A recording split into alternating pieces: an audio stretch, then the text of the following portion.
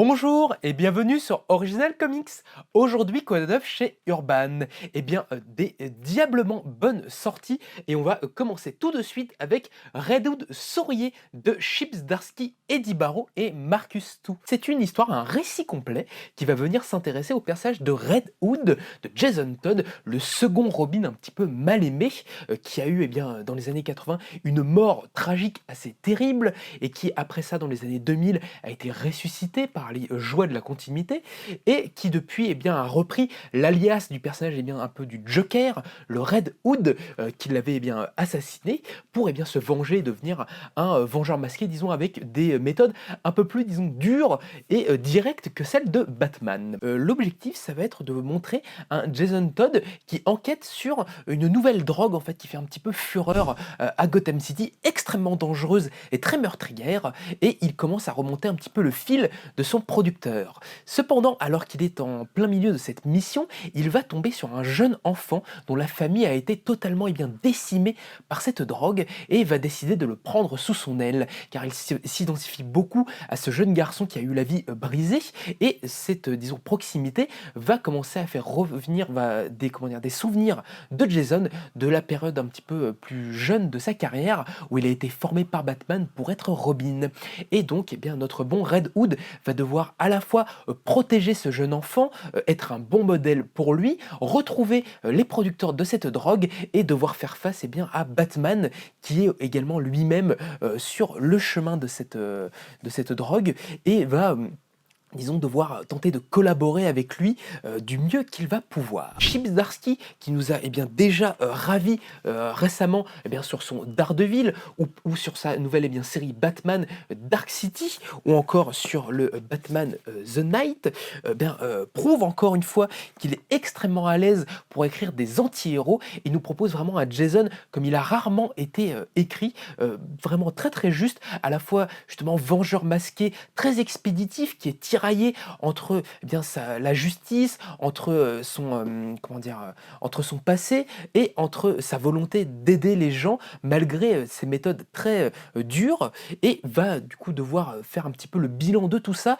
alors va devoir en fait protéger un jeune enfant qui va du coup lui donner des responsabilités un petit peu nouvelles. Un volume vraiment extrêmement bien réussi qui écrit de très belle manière le personnage de Red Hood, qui a tendance souvent à être un peu mal caractérisé par les dessinateurs et scénaristes, juste en le présentant comme un gros bourrin et un petit peu le vilain petit canard de la Bat-Famille, mais il est un peu plus que ça, il est beaucoup plus profond que ça, et Chip Zdarsky arrive vraiment à ressortir tout ce côté-là du personnage dans un récit one-shot vraiment très chouette, que je vous conseille vraiment d'aller découvrir, notamment si vous êtes fan du personnage, et si vous ne l'êtes pas forcément trop, c'est un bon moyen de le découvrir dans toute sa complexité. On continue dans les sorties de l'éditeur à deux lettres, mais cette fois-ci on va plus aller voir du côté du patrimoine avec la deuxième volume des Justice Society of America Chronicle, qui va s'intéresser cette fois-ci aux années 2000 de l'équipe. La première équipe de super-héros de DC Comics et même de l'histoire des comics,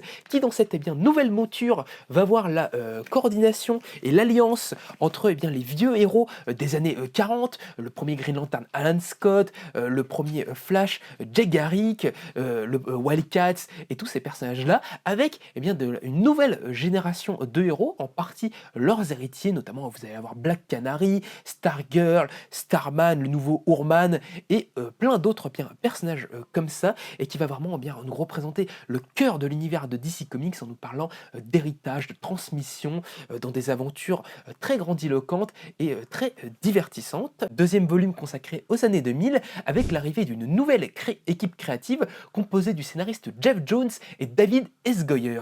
David S. Goyer, il était déjà là un petit peu sur les premiers numéros pour aider James Robinson, mais Jeff Jones, ça va être vraiment la première grande série chez DC pour lequel il va écrire. David S. Goyer, qui est son co-scénariste, il est surtout connu pour son travail à la télévision ou au cinéma, notamment pour avoir scénarisé le premier film, les films Blade en règle générale, The Dark Knight. Actuellement, il s'occupe de la série Sandman avec Neil Gaiman. Gaiman. Et tous les deux, eh bien, ils vont réaliser des aventures très grandiloquentes de la GSA, les faire entrer dans le grand crossover de ce début des années 2000 de 1 billion DC Comics, qui imaginait un petit peu le futur de cet univers-là dans un crossover de Grant Morrison, où on avait le méchant de la GSA, Père Dégaton, qui se balade bien dans l'univers, enfin dans le temps, qui avait détraqué un petit peu tout ça. Donc ça va être un des grands axes de ce volume-là.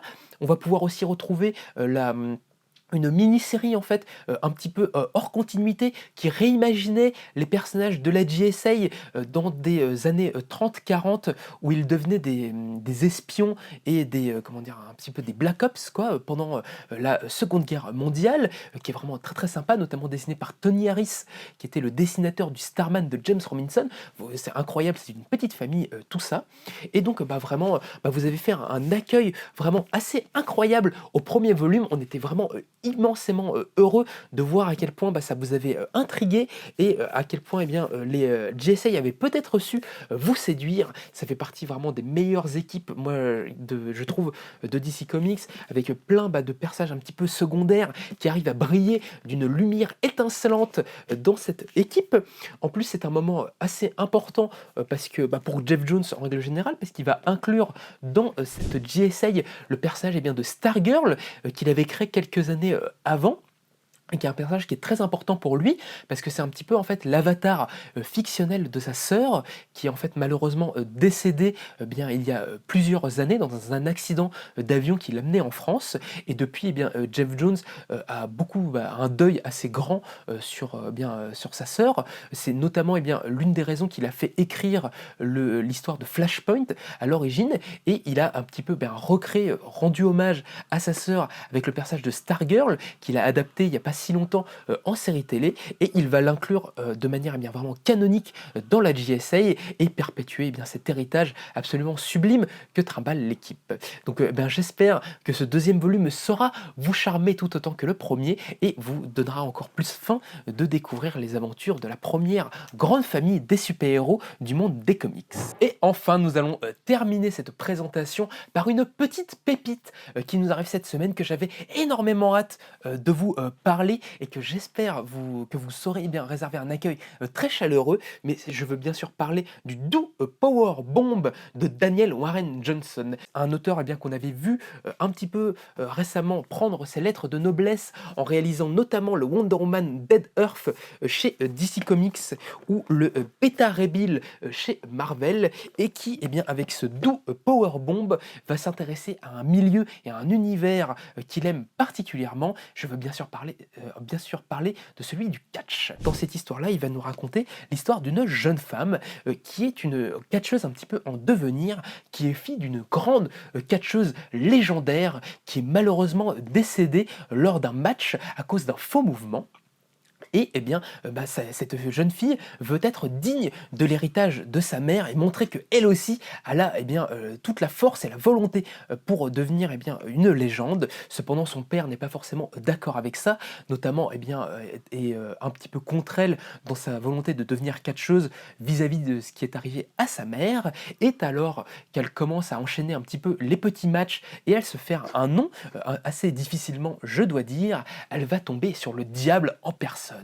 Le diable, qui est un immense fan de catch, et qui va décider d'organiser un grand tournoi intergalactique qui va réunir les plus grands combattants de l'univers et au-delà pour s'affronter, et leur promettre, si il ou elle gagne, de leur exaucer un de leurs vœux.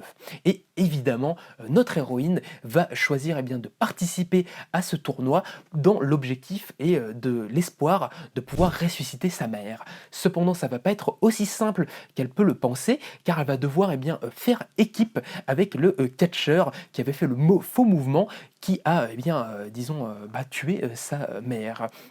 Du coup, beaucoup de choses, eh bien, vont se balancer et se retourner en elle et eh bien, elle et son acolyte vont, eh bien, partir à la baston pour pouvoir, eh bien, être les grands vainqueurs. Ça va être à la fois une grande quête identitaire pour notre héroïne qui va, eh bien, chercher à se dépasser et à pouvoir, eh bien, ressusciter sa mère et bien, l'autre personnage qui l'accompagne, lui, va plutôt, eh bien, chercher la rédemption et se faire pardonner de cette jeune fille. C'est un récit que moi je trouve fantastique. Daniel Warren Johnson, je vous dis, c'est pour moi l'un des auteurs et créateurs les plus importants et les plus incroyables de cette génération. Je trouve qu'il y a une puissance et une générosité dans son trait. C'est hyper grandiloquent. Les matchs de catch, ils sont dantesques. Ça renvoie dans tous les sens. Vraiment, on ne perd pas une miette et on est vraiment ravis par tout ça. Et en même temps, au-delà eh bien, de cette générosité qu'il nous propose à chacun de ses ouvrages, il y a une sensibilité, il y a une émotion qui rejaillit de ces planches que moi je trouve fantastique. Vous avez également une version noir et blanc en grand format si vous voulez, disons, apprécier encore plus le trait et le travail de monsieur Warren Johnson. Donc voilà, vraiment, je vous dis que vous dire de plus à part que moi c'est un récit que j'ai adoré, qui m'a beaucoup touché sur certains côtés, qui m'a vraiment fait décrocher ma mâchoire tellement c'était bien quoi, tellement tout était réussi. Donc bah, vraiment jetez-vous dessus, sans doute l'ouvrage de l'été pour Urban Comics. Et bien voilà, j'espère que cette présentation vous aura plu.